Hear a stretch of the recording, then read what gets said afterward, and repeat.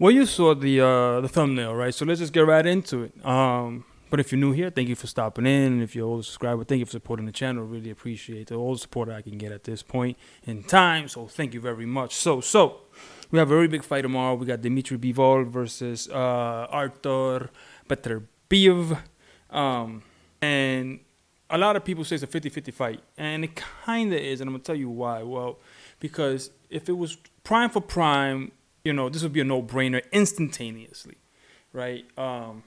It would be Dmitry Bivol would get knocked out by Beterbiev. It's a prime Beterbiev, right? But now Beterbiev has suffered some injuries, right? Has surgery on his knee and things like that. 40 years old. And so you look at it and you go, well, what does he have left, right? What does he have left? What, if anything, can he do against Bivol, who's a great boxer, at least shows all those flashes of great boxing?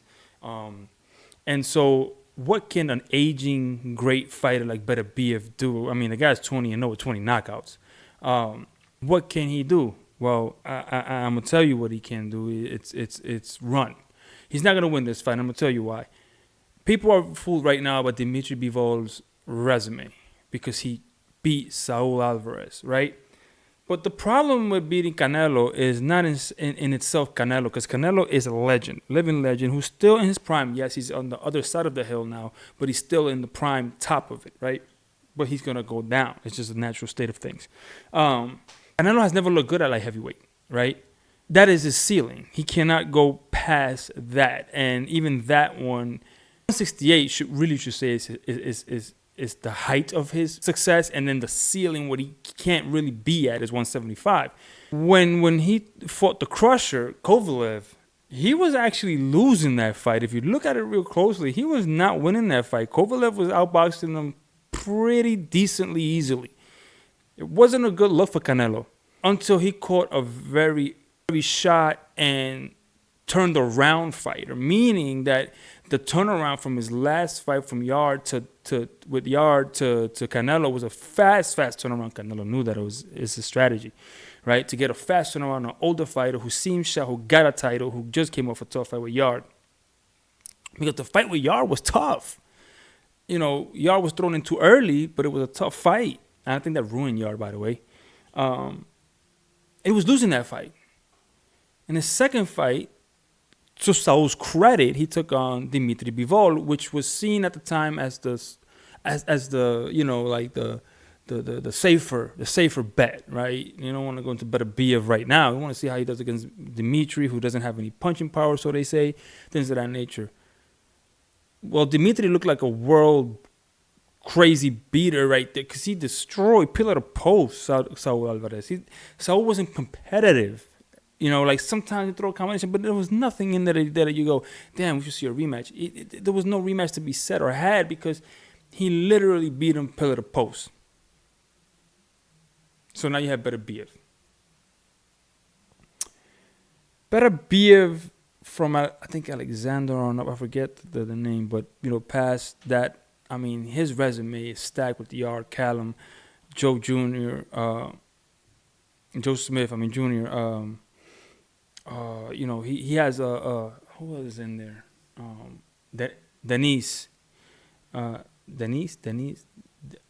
I think that's how you say his name.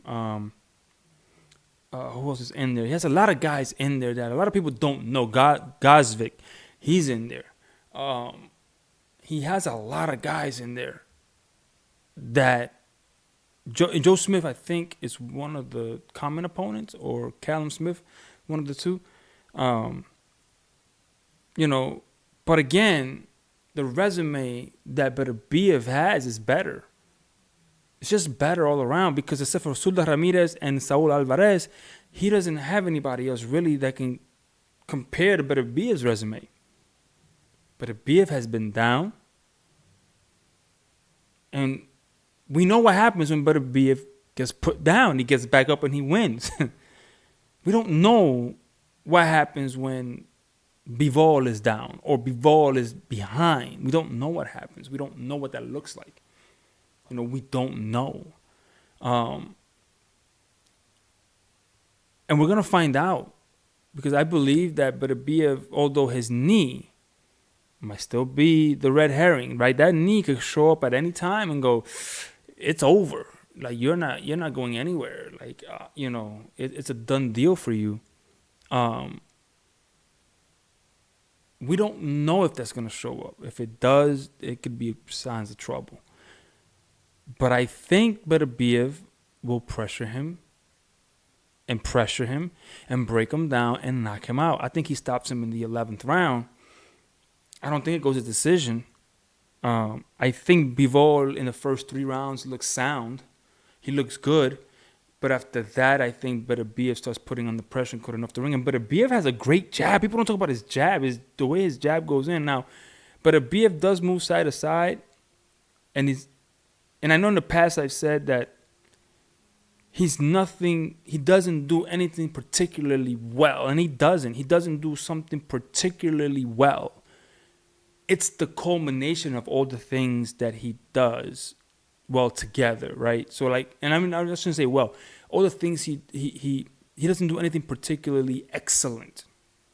He does a lot of things well, and then you combine all those things, and you get a great fighter because he puts it together, right? He's not a bouncy fighter. Like he doesn't bounce too much. And I don't think he will this fight because he doesn't want to put a lot of pressure on that knee. So you're gonna see a less bouncy guy. He does cut off the ring well. But he does have something that's above average, and that's his jab. His jab is a great range finder. He tends to, when he cuts the ring, he throws that jab and to the chest, and you see the guys catch it. And that's when he starts breaking the guys down to the body, and he comes up top.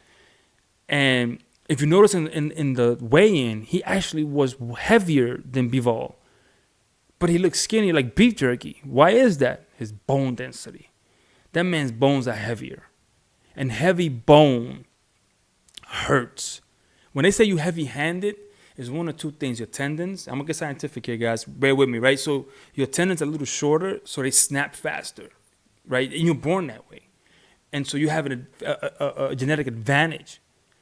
So now you couple that with somebody else who doesn't have that snap, but he has bone density. And he punches pretty quick. But he has all that bone density, and that hurts. That feels heavy. That punishes, right? And I believe that's what Beterbiev has. Because if you look at him, he looks like he's dying in the ring. It looks like his skin is literally look like it's glued on to muscle. There's no fat. But he's heavier than Bivol, and Bivol looks kind of full. That right there should tell you. The only way I think Beterbiev loses this fight is if that knee shows up early. And really cuts off the ability for him to move at all and cut off the ring at all. And Bivol can stay on the outside and pop shot and then just combinations. That's the only thing I can see happening because the experience of Beterbiev being down before, knowing how to get up, knowing how to finish a fight, knowing how to knock a guy out who just had him down, all of those things we've known that he can do. We don't have those. And Bivol doesn't know that. Beterbiev knows that of himself. Bivol thinks he knows that of himself, but he won't really find out until he's pushed to that limit, and he hasn't been pushed there yet. And I think he'll find out tomorrow night how that goes and plays out if nothing else shows up from Beterbiev and if age 40 doesn't show up for Beterbiev. So it could be two things at the same time or one or the other. And if it's the age 40, I think still Beterbiev wins a split decision. But if it's the knee, I think he could end up getting stopped on cuts because he won't be able to move to avoid punches and things of that nature. But I wholeheartedly pick Beterbiev by knockout, 11th round. Let me know what you think down in the comments down below. Am I crazy for thinking that? Am I crazy for thinking that the resume is better than Bivol's? Do you think that Bivol's win over Saul Canelo Alvarez is overrated? Let me know in the comments again down below, and I'll see you in the next video, and I'm out. Peace.